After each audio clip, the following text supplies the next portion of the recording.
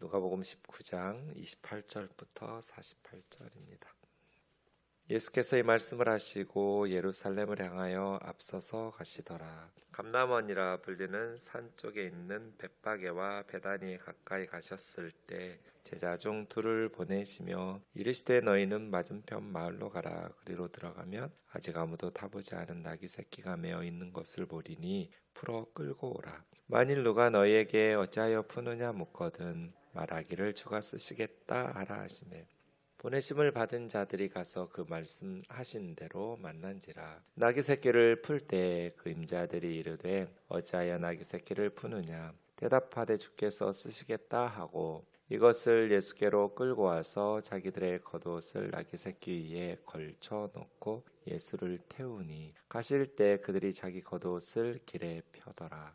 이미 감람산 내리막길에 가까이 오심에 제자의 온 무리가 자기들이 본 바 모든 능한 일로 인하여 기뻐하며 큰 소리로 하나님을 찬양하여 이르되 찬송하리로다. 주의 이름으로 오시는 왕이여 하늘에는 평화요 가장 높은 곳에는 영광이로다 하니 무리 중 어떤 바리새인들이 말하되 선생이여 당신의 제자들을 책망하소서 하거늘 대답하여 이르시되 내가 너희에게 말하노니 만일 이 사람들이 침묵하면 돌들이 소리 지르리라 하시니라. 가까이 오사 성을 보시고 오시며 이르시되 너도 오늘 평화에 관한 일을 알았더라면 좋을 뻔하였거니와 지금 내 눈에 숨겨졌도다. 날이 이를지라 내 원수들이 토둔을 쌓고 너를 둘러 사면으로 가두고 또 너와 및 그 가운데 있는 내 자식들을 땅에 메어 치며 돌 하나도 돌이 남기지 아니하리니 이는 내가 보살핌 받는 날을 알지 못함을 인함이니라 하시니라.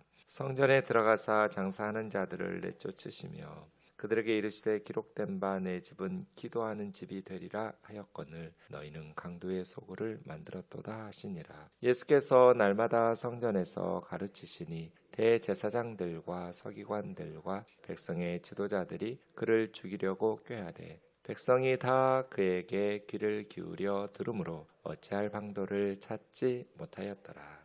아멘. 예루살렘 입성하는 종려주일 때 함께 묵상하는 본문이지요. 그런데 28절에 보시면 예수께서 이 말씀을 하시고 예루살렘 향하여 앞서서 가시니라 이랬습니다. 이런 게 이제 사인이에요. 이 말씀을 하시고 이런 표현 말이에요. 예루살렘 입성을 이 말씀에 이렇게 배경으로 해서 해석하라는 그런 사인이잖아요. 이 말씀은 앞에 나온 11절부터 문화의 비유예요. 열 문화의 비유는 달란트 비유하고 조금 다른데 문화의 비유의 메시지가 두 가지가 있어요. 하나는 어떤 지역의 귀인이 왕위를 받으려고 타국에 갔다가 돌아와서 왕이 되는데 그렇게 타국으로 갈 때 10명의 종을 불러놓고 한 문화씩 맡긴 거예요. 갔다 와서 결산하니까 나는 한 문화로 10문화를 남겼습니다. 나는 한 문화로 5문화를 남겼습니다. 나는 수건에 싸두었습니다. 한 문화 그대로. 이런 식으로 종들에게 이제 그 한 문화만 가져온 종들 은행에라도 맡겨서 이자라도 받게 했어야지 하면서 책망하는 내용이고요. 그 다음에 또 하나의 문화의 비유의 메시지가 뭐냐면 이 귀인이 왕이 되는 것을 싫어한 그 지역의 사람들이 다시 다른 사람들을 보낸 거예요. 그 귀인 모르게 로마겠죠. 헤롯 대왕 때도 그랬고 헤롯 대왕이 죽고 나서 헤롯의 새 아들이 왕위를 받을 때도 다 로마로 갔어요.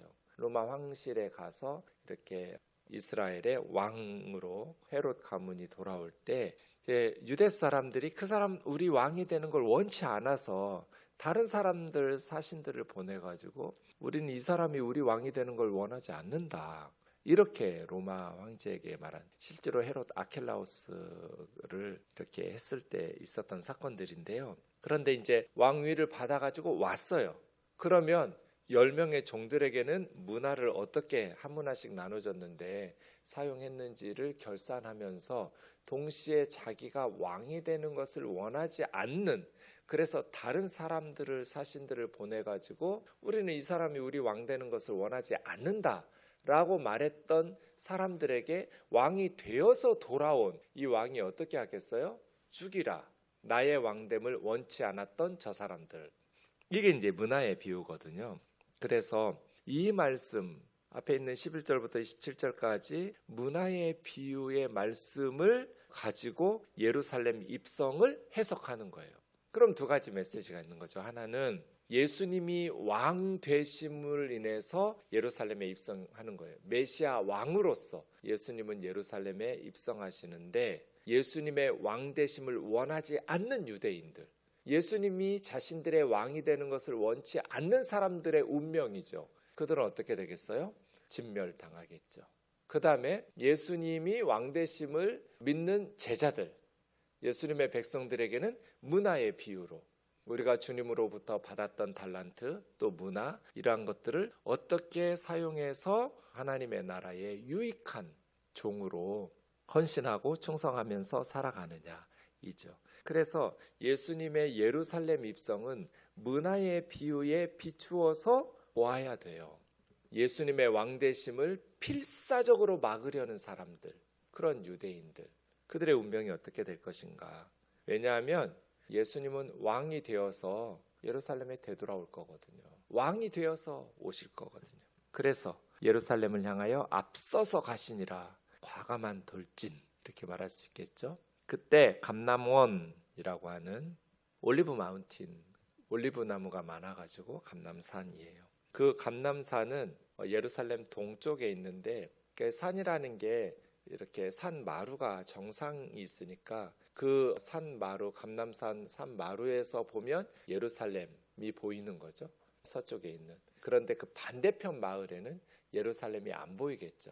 한 3km 정도 떨어져 있는데요. 예루살렘에서 그 감람산 동쪽에, 예루살렘이 보이지 않는 쪽에 벳바게와 베단이라는 동네가 있는 거예요. 그 베단이 가까이 가셨을 때 제자 중 둘을 보내시며 나귀 새끼를 끌고 오라. 이거는 이제 스가랴서 9장 9절의 예언의 성취죠.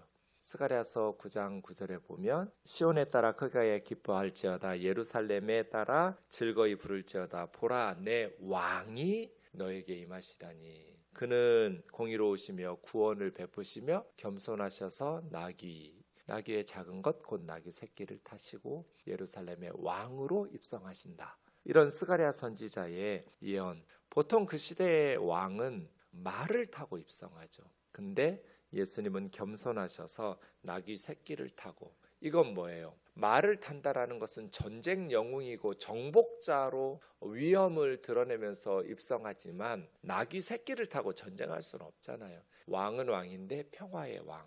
겸손하셔서 나귀의 작은 것 곧 나귀 새끼를 타고 너희에게 임하는 왕인데, 공의로우신 왕, 그리고 구원을 베풀어 주시는 왕, 평화의 왕이 예루살렘에 임하실 것을 성취하고 있는 것이죠. 그 주인이 왜 나귀 새끼를 풀어가냐라고 물으면 주께서 쓰시겠다, 이렇게 미리 예수님하고 주인하고 얘기가 되어 있었는지, 아니면 예수님 얘기하면 풀어줄 것을 이렇게 믿음으로 보내셨는지 알 수는 없지만, 어쨌든 예수님이 나귀 새끼를 타고 예루살렘에 입성합니다. 그 제자 두 사람이 끌고 와서 자기들의 겉옷을 나귀 새끼 위에 펼쳐놓고 예수를 태우니, 제자들이 태운 거예요. 가실 때 제자들이 자기의 겉옷을 길에 펴고 마치 레드카펫을 깔듯이 감람원 내리막길에 가까이 오심에, 이건 이제 감람산 꼭대기 정상 쪽에 가까이 온 거죠. 제자의 온 무리가 유월절을 지키러 왔으니까 많은 사람들이 예루살렘에 갈릴리에서부터 많은 동네에서부터 함께 왔겠죠. 유월절 지키러 온 예수님의 제자들의 온 무리가 자기들의 본바 모든 능한 일, 죽은 나사로도 살렸어요. 요한복음에 보면 이미. 그리고 또 여리고의 소경들, 바디메오, 이런 사건들, 병고침, 축사, 많은 능한 일들을 보았죠. 그러면서 기뻐하며 큰 소리로 하나님을 찬양하여, 그 다음 찬송하리로다 주의 이름으로 오시는 왕이여. 그러니까 지금 계속 왕 모티브잖아요. 왕이여, 왕이여, 왕이여. 문화의 비유처럼 왕의 권한을 받아 오시는 거죠. 그럴 때 열광적으로 예수님의 왕되심을 기뻐하는 제자들, 그리고 예수님의 왕되심을 거부하는 유대인들과 예수님의 왕되심을 막는 39절에 무리 중 어떤 바리새인들 있는 거죠. 우선 주의 이름으로 오시는 왕, 그러니까 제자들이 원한 것은 메시아의 나라, 메시아의 왕국. 예수님께서 예루살렘에 입성하셔서 내가 왕이다, 내가 메시아다, 하나님의 아들이라고 선포하시면서 메시아 왕국을 건설하기를 기대한 거죠. 다윗의 이름으로 오시는, 또 주의 이름으로 오시는 왕이요. 호산나라는 표현이 누가복음에는 없지만 다른 복음서에 보면 호산나, 나는 제발 플리즈 그런 뜻이고요. 호산나, 호사, 이 말은 여호수아, 호세아, 예수와 다 어근이 같은데요. 구원하다예요. 그러니까 제발 우리를 구원해 주세요. 이게 호산나예요. 호산나가 무슨 뜻이에요? 우리를 구원해 주세요. 이스라엘의 왕으로 오시는 메시아 왕국을 건설하실 것을 기대하신 것이죠. 그럼 어떻게 되겠어요? 이스라엘을 짓밟았던 수백 년 동안 그냥 나라만 바뀌었지, 제국만 바뀌었지, 이스라엘은 계속해서 바벨론에서 페르시아, 페르시아에서 그리스 헬라 제국에서 로마, 나라만 바뀌었지 계속 외국의 지배를 당하고 있었잖아요. 이방인들의 통치를 수백 년 동안 받고 있었는데 이제 예수님께서 로마 군대와 총독, 왕들 다 정복하여 그 능한 일들을 보았다는 게 그런 뜻이죠. 예수님의 그 하나님의 능력으로 모든 로마의 군대를 이기시고 이스라엘을 자유케 하시는 그런 정치적인 해방, 경제적인 풍요, 사회적인 평화와 공의를 실현해 주시는 이스라엘의 구원을 기다리고 주의 이름으로 오시는 왕이여. 그것이 이제 하늘에는 평화, 하나님과의 회복된 관계, 하늘의 평화요, 땅에는 영광, 가장 높은 곳의 영광, 이렇게 외치기 시작한 거예요. 그랬더니 바리새인들이 선생이여 당신의 제자들을 책망하소서. 왜요? 지금 이렇게 메시아 왕국 왕이 오셨다라고 외치기 시작하면, 그렇게 예루살렘에 입성하면 로마 사람들이 어떻게 하겠어요? 군대를 투입하겠죠. 그래서 이스라엘의 당신의 제자들뿐 아니라 이스라엘의 로마 군대로 인한 군사적 개입이 뻔하다. 당신을 왕으로 추대하면서 이렇게 열광적으로 예루살렘에 입성하면 로마 군대가 개입할 것이고 로마의 군사적 개입을 통해서 수많은 사람들이 피 흘려 죽을 것이다. 그러니 책망하고 멈추게 하라는 거잖아요. 도대체 이 바리새인들은 어느 나라 사람인 거예요? 물론 제자들의 이 종려주일 세레모니는 잘못된 거예요. 성경을 잘못 알고 나중에 이제 조금 이따 보시겠지만 스탑되게 되는데, 그래서 열광적인 환호성을 외치면서 예루살렘에 입성하지는 않는데, 그럼에도 불구하고 바리새인들 이스라엘 사람 아니에요? 근데 완전 매국노, 로마의 간섭을 두려워하면서 지금 자기들도 이스라엘의 구원과 회방을 기대해야 하잖아요. 이스라엘 사람들이라면. 예수님, 우리나라 좀 해방시켜 주세요. 이방인들이 이렇게 수백 년 동안 우리나라를 지배하고 다스리는 것은 너무나 자존심 상하고 너무나 고통스럽고, 로마 황제에게 노예처럼 인구조사 당하면서 세금 내고, 물론 이스라엘은 면제받았지만 군사로 우리 아들들 전쟁터로 내몰고, 이러한 것들은 당연히 하나님 앞에 구해서 멈춰야 될 역사잖아요. 그런데 로마의 간섭을 유발하는 위험한 순간이다. 군사적 개입이 없도록 당신의 제자들을 책망해라. 이렇게 말하는, 예수님을 메시아로 인정하지 않으니까요. 나사렛에서 무슨 선한 게 나오겠냐. 이런 식으로 바리새인들은 싫어한 거죠. 내가 너희에게 말하노니 이 사람들이 침묵하면 돌들이 소리 외칠 것이다. 돌들이, 하박국 2장 11절에 보면 담에서 돌들이 외치고 집에서 들보가 응답하고 이런 내용들이 있거든요. 어쨌든 돌들도 메시아의 예루살렘 입성을 기뻐 외칠 것이다. 사람들이 기뻐하지 않으면, 그런 의미죠. 예수님은 공공연히 내가 왕이다, 메시아의 나라가 이루어진다라고 지금 선언하고 있는 것이죠. 근데 문제는 41절이에요. 가까이 오사 성을 보고 우셨어요. 그래서 종려주일의 제자들의 환호성이 멈춘 거예요. 예수님이 나귀 새끼 위에서 가까이 이제 정상에 올라가니까 예루살렘이 보이잖아요. 감람산 정상에서 이 우셨다라는 말이 클라이오예요. 헬라 말에는 운다라는 단어들이 몇 개가 있어요. 그 중에 클라이오는 큰 소리를 내서 대성통곡하는 거예요. 앞에 8장 52절에 보시면 회당장 야이로의 딸이 죽었어요. 하나밖에 없는 12살 난 딸이 죽으니까 사람들이 어떻게 했어요? 그 집에 예수님이 들어가 보니 사람들이 통곡하고 있었어요. 그게 클라이오예요. 베드로가 주님 3번 모른다고 부인했는데 닭이 울었어요. 예수님 말씀이 기억이 났어요. 오늘 밤 닭이 2번 울기 전에 네가 나 모른다고 3번 부인할 거다. 그 말씀이 생각나서 밖으로 나가서 베드로가 클라이오 했다고 그랬어요. 대성통곡하면서 회개하죠. 그게 클라이오예요. 나사로의 무덤 앞에서 우시며, 이건 클라이오가 아니에요. 조용히 그냥 눈물만 소리 없이 흘린 거예요. 나사로의 무덤 앞에서는. 이렇게 좀 단어들이 여러 개의 표현이 있는데, 여기서 성을 보시고 우시며, 이 말은 통곡하셨다는 뜻이에요. 조용히 눈물을 흘리신 것이 아니라 예수님은 갑자기, 그 장면 상상해 보세요. 제자들이 막 호산나를 외치면서 환호성을 치르고 이스라엘의 왕, 메시아 왕국의 건설을 앞두고 지금 기대와 흥분으로 기뻐하면서 소리치고 있는데, 예수님은 갑자기 대성통곡하면서 울기 시작하셨어요. 전 이 장면이 제일 슬픈 장면인 것 같아요. 예수님이 나귀 새끼 위에서 엉엉 울고 계신 모습을 상상하면 너무 가슴이 아파요.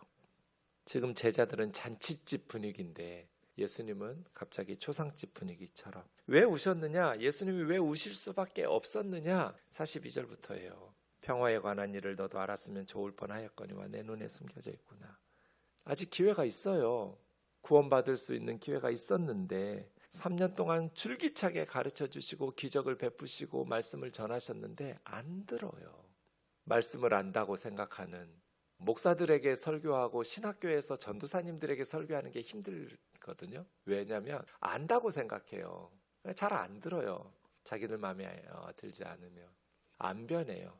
예수님께서 많은 도시들을 다니면서 3년 동안 줄기차게 설교하고 가르치셨어요. 예루살렘이 제일 안 들어요. 제사장들, 바리새인들, 서기관들 제일 많은 그 도시가 제일 예수님 말씀 듣고 회개 안 해요. 그래서 원수들이 날이 이르면 토둔을 쌓고 너를 둘러 사면으로 가두고 너와 너의 자식들을 땅에 메어 치며 돌 하나도 돌 위에 남기지 아니하리니 보살핌 받는 날을 알지 못하기 때문에, 스스로 안다고 생각하면서 알지 못하기 때문에 보살핌 받는 날은 하나님의 아들이 방문하셔서 권면하고 위로하고 돌보시려고 했는데, 어미 닭이 병아리 새끼들을 자기 품에 품으려고 그렇게 무진장 예수님은 애썼는데 예루살렘이 원하지 않았어요.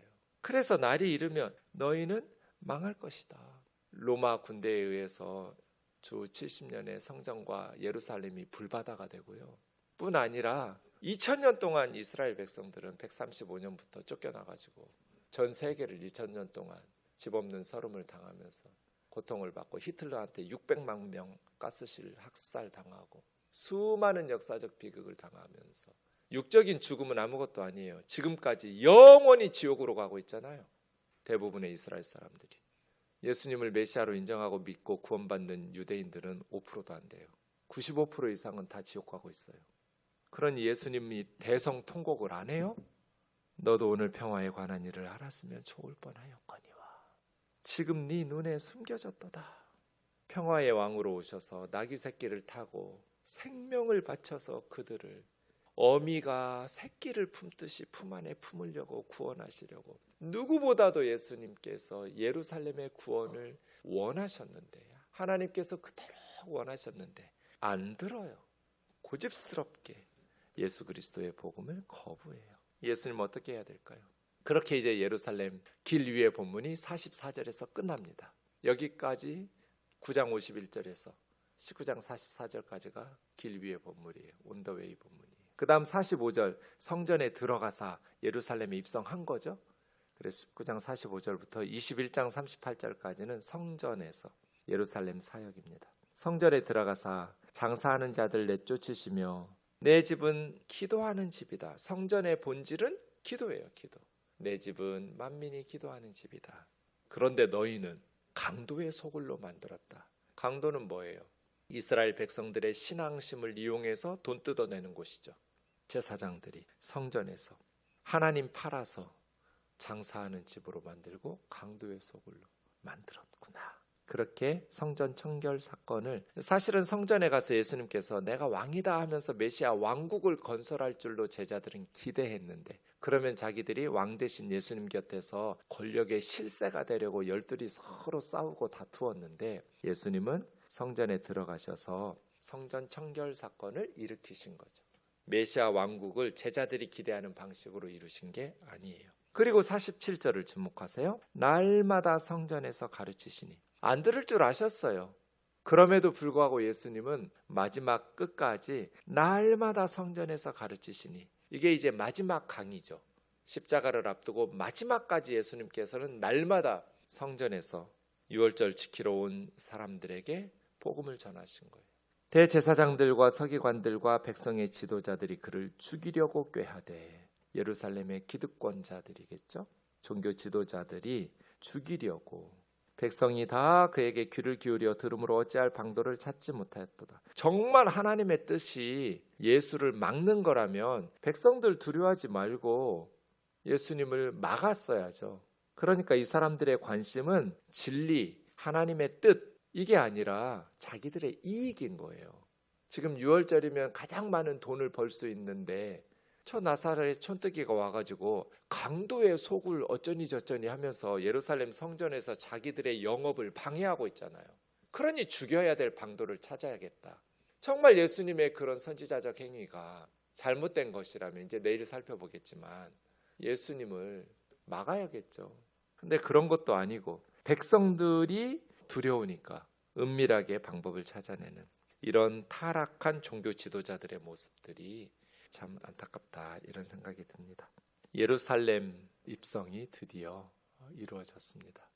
예수님께서 우리 사회를 바라보면서 어떤 마음이실까? 기뻐하시며 우리를 칭찬하실까? 아니면 예수님 여전히 안타까워하시며 너도 평화에 관한 일을 알았으면 좋았을 텐데 지금은 너희 눈에 가려져 있구나 하면서 엉엉 우시지는 않을까? 교회가 교회다워야 되고, 기도하는 집으로서, 또 예수님의 말씀을 받은 제자들로서 구원을, 또 진리를 따르는 예수 공동체의 모습이 우리 우면동 교회에서 잘 나타나고 선한 열매들이 맺혀지기를 주의 이름으로 축원합니다.